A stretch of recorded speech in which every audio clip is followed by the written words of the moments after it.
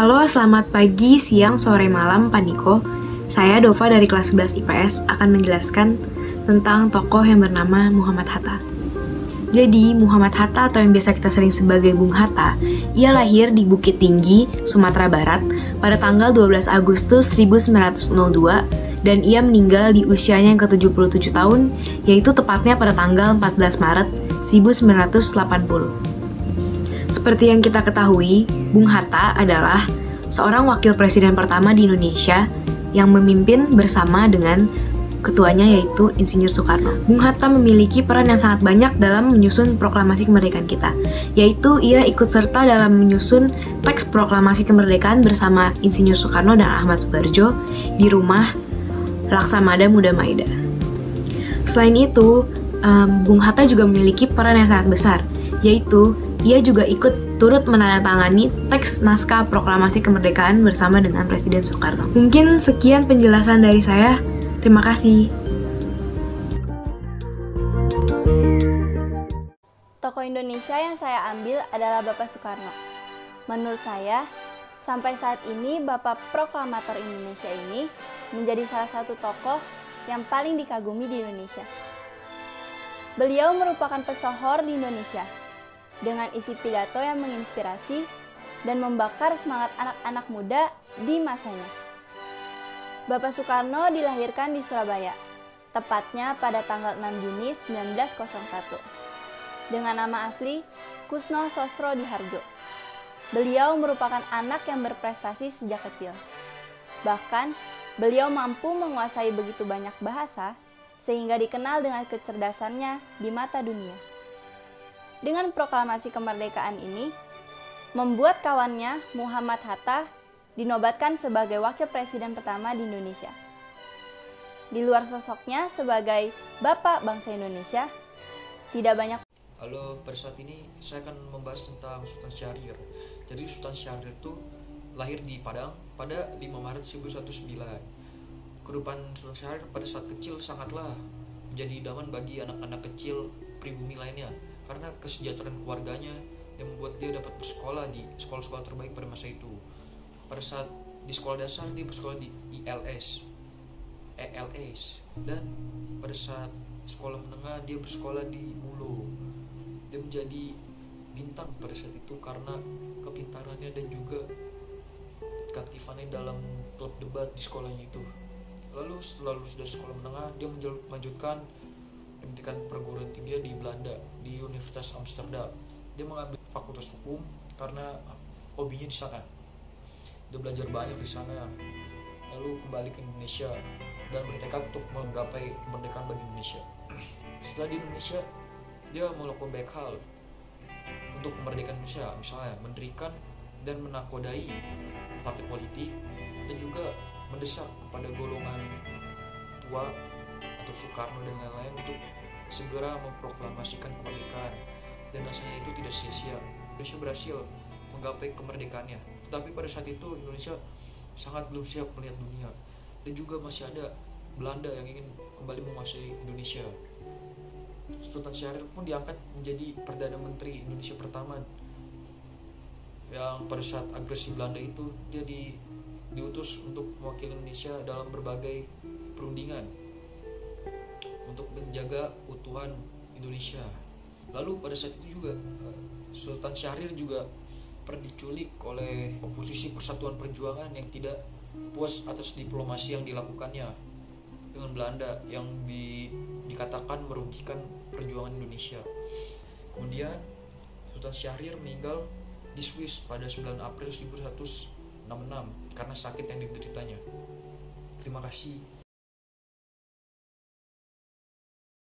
Selamat pagi, selamat siang, dan selamat malam Pak Niko. Pada kesempatan kali ini, saya akan menceritakan tentang tokoh Sudirman. Jadi, Sudirman itu dilahirkan pada tanggal 24 Januari tahun 1916. Dia itu pahlawan yang pernah ikut merebut kemerdekaan Indonesia dari tangan penjajahan. Saat usianya yang masih relatif muda, yaitu 31 tahun, dia sudah menjadi jenderal. Walaupun dia menderita sakit paru-paru yang parah, tapi ia tetap bergerilya melawan Belanda. Sudirman juga menjadi saksi dari berbagai upaya diplomatik Indonesia yang gagal dengan tentara Belanda yang ingin kembali menjajah. Kegagalan pertamanya itu adalah Perjanjian Linggarjati, di mana Sudirman ikut menyusunnya. Dan juga sejarah Perjanjian Renville, yang menyebabkan Indonesia harus mengembalikan wilayah yang diambil pada agresi militer Belanda I kepada Belanda. Dan Indonesia harus menarik 35.000 tentaranya dan perundingan Rum-Roijen. Begitu juga adanya upaya-upaya pemberontakan dari dalam negeri, terutama dari peristiwa G30 SPKI di Madiun pada tahun 1948. Sudirman itu selalu konsisten dan konsekuen dalam membela kepentingan tanah air, bangsa, dan negara. Hal ini bisa kita lihat dari agresi militer dua Belanda. Beserta sekelompok kecil tentara dan dokter pribadinya, Sudirman melakukan perjalanan ke arah selatan dan memulai perlawanan gerilya selama 7 bulan. Ia yang dalam keadaan lemah karena sakit tetap bertekad ikut terjun bergerilya walaupun harus ditandu. Dalam keadaan sakit, ia memimpin dan memberi semangat pada prajuritnya untuk melakukan perlawanan terhadap Belanda. Itulah sebabnya kenapa ia disebut merupakan salah satu tokoh besar yang dilahirkan oleh revolusi negeri. Hal yang bisa kita pelajari dari Jenderal Sudirman ini adalah rela berjuang demi negara dan bangsa, semangat berkorban demi kemerdekaan, jiwa nasionalisme yang tinggi, cinta tanah air, sikap persatuan dan kesatuan, teguh bertahan di medan yang dingin untuk menyelesaikan tugas yang telah diberikan kepadanya, pantang menyerah, bijak baik perkataan maupun perbuatan, pribadinya teguh pada prinsip dan keyakinan, dan selalu mengedepankan kepentingan masyarakat banyak dan bangsa di atas kepentingan pribadinya. Sekian dan terima kasih.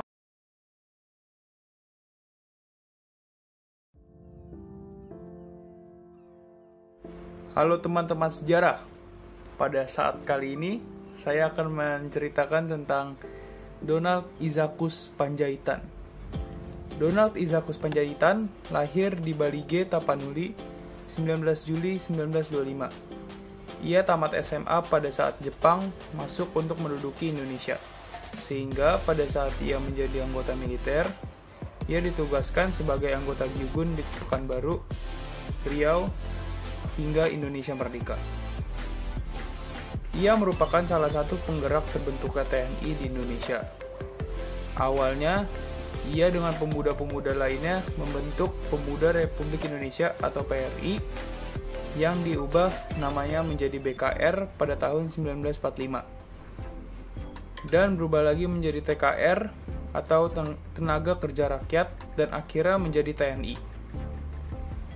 Ia mengikuti kursus militer Atase Milat pada tahun 1956. Ia ditugaskan di Bonn, Jerman Barat, dan tak lama setelah kepulangannya ke Indonesia sehabis melakukan atase militer, ia ditunjuk menjadi asisten 4 menteri atau panglima angkatan darat.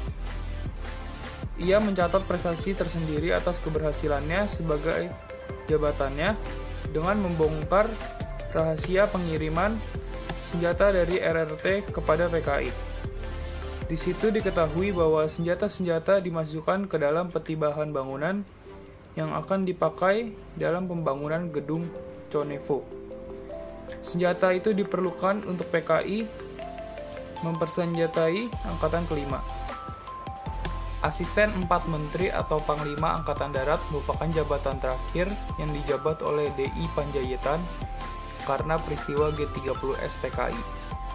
PKI melakukan penyerangan di rumahnya terhadap keluarganya, sehingga ia harus turun dengan seragam yang lengkap, berdoa sambil menyerahkan diri kepada Tuhan Yang Maha Esa.